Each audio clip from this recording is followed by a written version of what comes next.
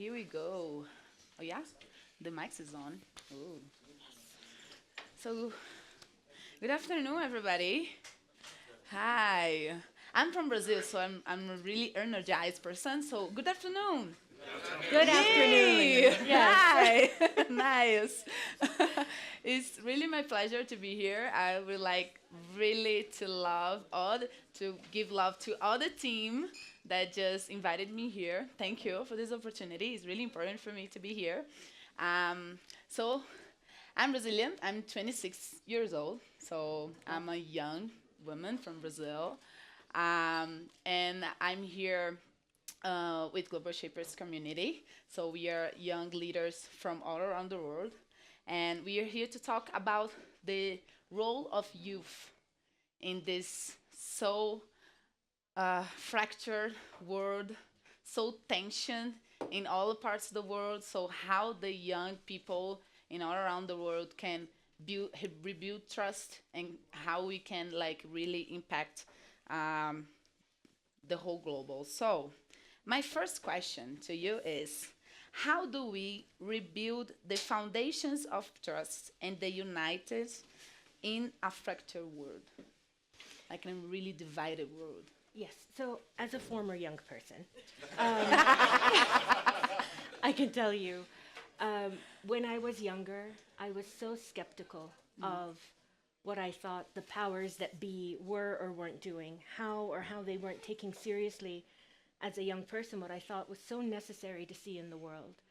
As I aged through and went from a role in the private sector, a role from being a mother, concerned for her children, to now being in a position where sometimes I am a decision maker and many times I'm providing the information to the decision maker. I fully recognize the challenges when people are making decisions that impact not just the world, but our countries, our people, and our young people. It's so much harder than you could possibly imagine. Or when I thought at 25, I thought the right decision was so easy. But the right decision today depends on so many things. It depends on the lifestyle and the community of the people you're dealing with in your own nation. It depends on the extended community that your country is in. It depends on the agreements that your nation has signed on a global level. It depends on the sense of empathy and connectivity that your foreign policy is built on or not. And that is what I find so interesting, that the values that we hope to give our children, if we don't give them to them, once they're leaders, they will either lead with empathy or they won't. They will lead with kindness or they won't.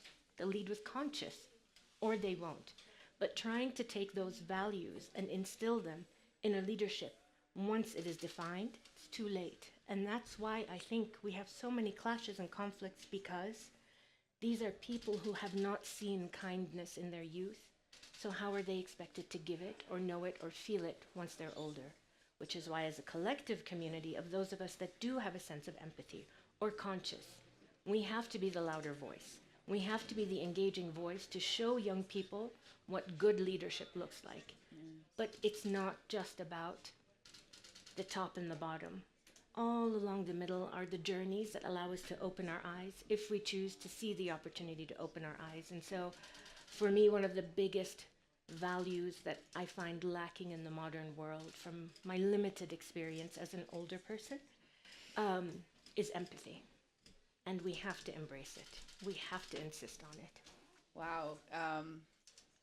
Wow. I'm wow. So, as a two young women, Thank you. Yes. Go I on. would love to ask you, what would you tell to a 15 years old girl uh, to empower her? Because this is such a big world, right? And this is such a scary world. And I'm scared right now. I'm the first time I'm seeing so much snow in my life. So I'm like with this big important persons, this big important person and rich person and powerful person. So I was like, I'm just a 25 girl from Brazil. So how can I really impact something? What would you tell me and tell a 15 young girl? Well, I would tell you, you're not just a 25-year-old young woman from Brazil. You are a 25-year-old young woman from Brazil that represents many other 25-year-old women. You can speak for your nation, but only if you feel connected to that nation. Yeah. So, my advice to the 15-year-old is pick your cause, but don't be limited by it. Pick your position, but don't be blinded by it. And keep your eye open to the opportunity to learn and recognize that you are no more or less than the billionaire that's walking down this street, the president that's going to land here in an hour maybe and block the roads, or the decision makers that are sitting in a room deciding the economic futures of the world for all of us. Because each of us has a moment of impact if we connect in the right way. And every one of us gets an opportunity. The question is, do we seize it? Do we see it? Do we have the courage to accept it when it's presented to us? Because not everybody's a natural born leader. Sometimes leaders are created through the pressure of their lives, and you have that opportunity at any point to be that leader. It doesn't matter who or where. My biggest thing that I would tell this 15-year-old is don't compare. I've said this many, many times. Just don't compare, because your life journey, your situation, the environment that you're in is very different, even to the young woman who's right next to you, or the one across from you, or the one in a different country. Because the experiences that you're experiencing, you as an individual, you're interpreting them differently. And in that interpretation, you have a choice.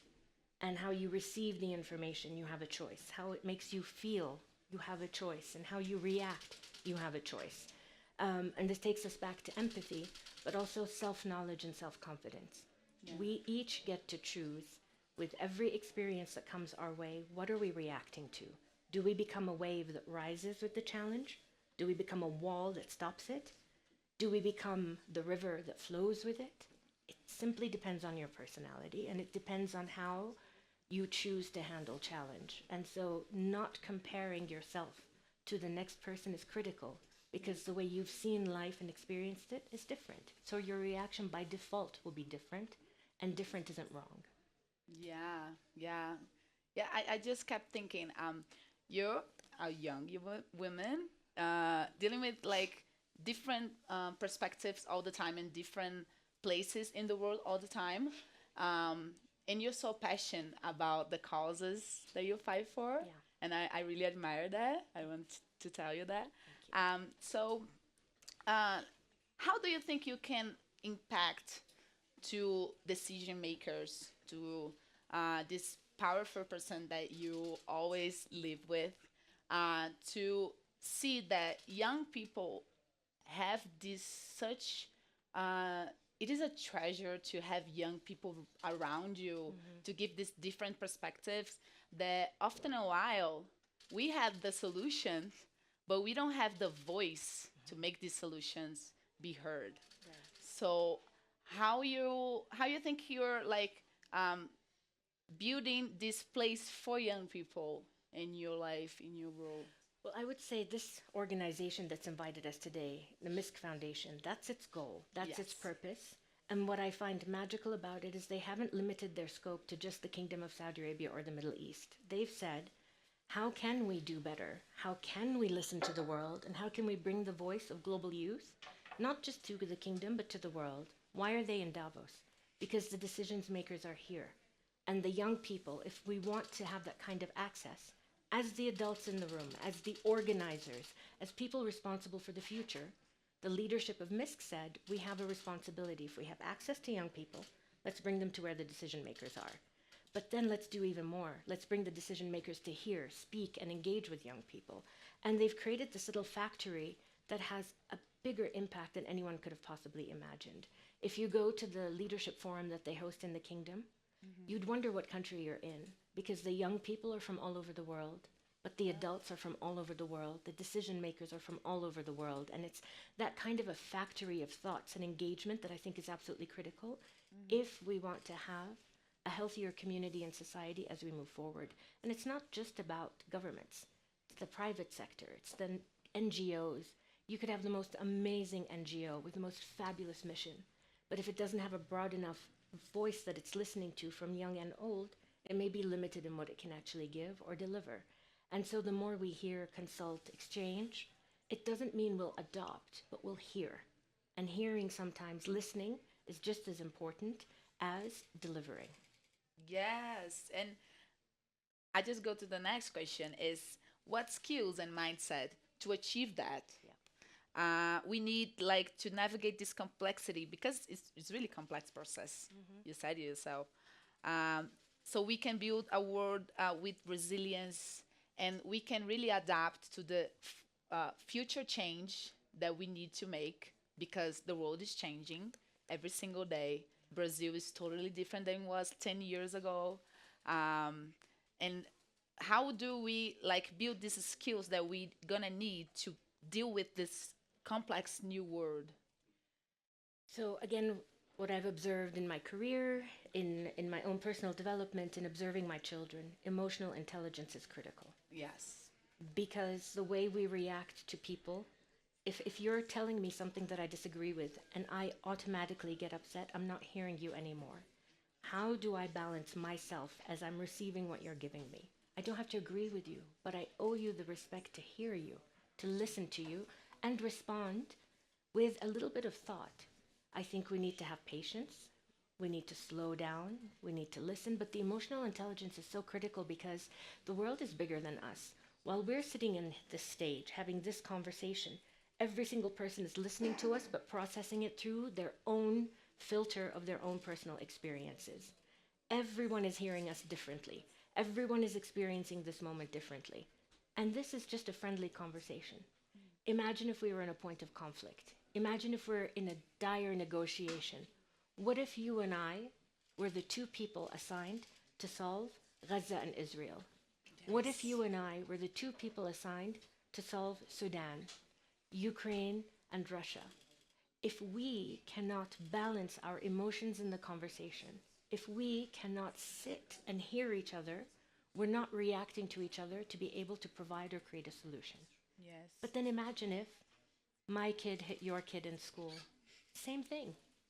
If I automatically come into this relationship and conversation with anger and frustration, I'm going to miss the opportunity for the solution. Yes. And so it goes from the smallest and simplest thing to the biggest, most complex issue that either lifts us all or takes us down. So we have to learn to be measured. We have to learn to listen. And really, I go back to kindness. Just simple kindness. I can disagree with you, but I can still be kind to you in the way I convey my disagreement to you. Yes, yes. How we learn again to talk, Yeah, right? We lost that knowledge how to talk and not to fight. correct. Yeah. So that got me thinking. That kind of experience, people in power position can transfer for young leaders Yes. and through a lot of process. One of the process is mentorship. So, what's the value of mentorship to you? Like, how do you think we can transfer all this knowledge to young people so they can be more and more prepared to these spaces? I think mentorship is critical Yeah. because it helps us take what we feel we're experiencing and help to guide it to a better, more effective way to translate our energy, our thoughts. It also gives us a role model to look at and say, how do I benchmark if I appreciate where this individual is? Do I want more? Do I want to veer right or left? It gives us a boundary, it gives us an opportunity to sanity check and have some guidance. Um, somebody, a very, very good friend, John Hope Bryant, in conversation was telling me the only difference between a young kid who's a drug dealer or a top CEO was mentorship and role modeling because that kid understands supply chain, customer centricity, Yes. all of that. It's phenomenal. Imagine if he or she had a better role model that said, what you're doing, you could be the king of supply chain at a Fortune 500 company. You could. So, what would it look like if there were more role models, if there were more mentors, more coaches, more people engaged, and not just with who we feel are easily accessible? What if we reached deep, deep, deep and said, into the crowd, how can I help pull you out? I mean, we have a phenomenal person here who does that all the time. It's my good friend. Right. And You work with young people. We've done sessions where I've worked with his students from Georgetown and listened to and talked about what does it mean to be the diplomat of the future? What does it mean to be the citizen of the world today? And I think the more we engage at multiple levels, the more that we reach out and the more we look for the surprise, the better that this world can be. Because when you reach into the crowd and pull someone out, you show everybody in that crowd that could be me. I could have that opportunity, and you create a sense of hope. And I think the worst thing that we can do is diminish the sense of hope and opportunity for young people. The second they believe there's no hope, they go to a very dark place. And that's my fear for young people in this world. And that's why we have to do better. And that's why we're obliged to do better. And that's why this World Economic Forum that we're in, we have to be the voice of reason, of pragmatism, and we have to present the better option. But we can't just talk to ourselves, which is why, again, I appreciate MISC. I appreciate being here.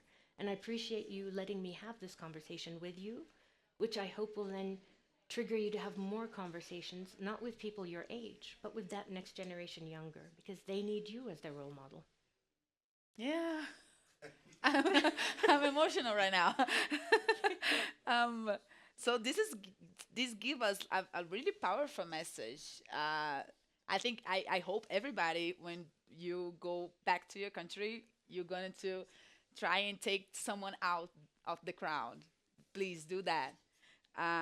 And coming back to hope, which is something so so key to our days, because we as a young people who navigates on the internet and goes scrolling this feed, we all often all day see only like bad things, war there and there, poverty, violence, me as a black person, racism cases. So to be hopeful is so hard, like to look at this big world and see life and positivity. It's really hard, like it is really hard. So what tools do you use to remain positive and optimistic? So I will tell you, while I may myself not have experienced racism, I Okay. see it all around me. I see it every single day in my job. I see it every single day in what we call entertainment. I see it every single day in narratives and conversations, and I hear it. Yeah. And I find it's not just the racism that is painful. I find hate painful. Yes. I find anger painful. I find lack of empathy painful, because we all experience all of these things every single day, whether personally or to the people that are near and dear to us. And I feel that joy is a choice. Yes. Happiness is a choice. And I choose it every morning, because otherwise I cannot do my job. My job is difficult. My job is hard. The subjects I see, the things I have to deal with, sometimes are emotionally traumatizing. And if I take that home with me, I will take it to my children. I will take it to my friends. I will take it to my cats who don't deserve it. But you have to make a conscious choice in the same way you choose what to eat, what to wear, where to go, who to see. You have to choose boundary and space. And every morning I wake up and I tell myself, today I choose to be happy. I am consciously choosing that, and I put that as the filter to my day. This is the only thing that can allow me to survive within the stress and sometimes the painful conversations I have to have, or the painful topics I have to hear. And I choose it every single day. It is my mantra. I choose to be happy. And I insist on perpetuating that. But if I forget to remind myself in the morning, in the same way you can forget to take your vitamin D, for us older people, vitamin D is really important. Um, if you forget to take it, what do? When you remember in the afternoon, you go and you take it. It's the same consciousness that you have to remind yourself about happiness, because it is only in your hands. It is not in somebody else's. Nobody can give it to you. You could be on the most beautiful beach in Brazil and be unhappy. Yes. I could be stargazing in Al Ula in Saudi and be unhappy. I could be with my children and be miserable. Or I could choose to be happy. I choose it. And it Yes. sounds naive and it sounds light, but for me, it's what makes me at peace. Yes. So to give a final message, like was so powerful. But to give a final message, let's just imagine me Yes. and you. Yes. We are in this world like 10 years from now. What do you want to see? What's your dream to see in this world? 10 years from now, I would like to see that the young people of your generation have done better than we did. We inherited a world from the generation above me that we thought would just automatically continue. And we didn't realize the amount of work that we'd have to go in to sustain what we have. So we put you at a disadvantage. And that's unfortunate. And you'll see my generation try to fix it. We're trying to fix it through the circular carbon economies. We're trying to fix it through methane caps and, carbon capture. We're trying to plant more trees because we know what it was like to play amongst the trees. We know what it was like to roll down the hill. We know what it was like to play in the sunshine and the fresh air. But there's a whole generation after us that is an indoor youth environment that didn't have the experiences we had because we let them go to waste. And so I would hope that your generation will reap the benefits of what we're trying to fix and take it to the next level so that those after you remember what it feels like to run through a forest or play in the grass or see a ladybug or catch a little yellow buttercup flower, which I don't know if anyone used to do this, but if you put it under your chin, it would reflect yellow, or look for a four-leaf clover. Do any children look for a four-leaf clover to find their luck? That's what I hope. I don't hope that they are in this magnificent AI world solving global problems from their couches. I want them outside and playing with a sense of community and joy. That's what I hope for your generation. Thank you. We will try to do that. No pressure I cannot whatsoever. guarantee you. No pressure. I say from my side, I'm trying. I really hope to see progress. I'm really happy to be here because these kind of events shows me that there are hope. Yes, We can still dream. we can. We don't need to be scared about our future because maybe it's a little slow. You guys have to help us to make it faster, but it's going. It is. It's happening, It's happening. right? And it's going to be great. Yeah, I hope so. I really hope we could like translate this message of optimistic for all of you, because that's what we need today. We're gonna have so much hard conversation through in the week. So I really hope this was energized, this was important, and we live here with the important message that we need to be more connected and not Absolutely. only about different cultures, different countries, different regions of the world. We need to rebuild the possibility of talk because we lost it. And if we're gonna make this world a better place, we're gonna need everybody, Absolutely. right? Indeed. Thank you for And we this will follow in opportunity. your footsteps. Oh, Yes, indeed. thank you for this opportunity. Thank you. Thank you. Thank you. Thank you.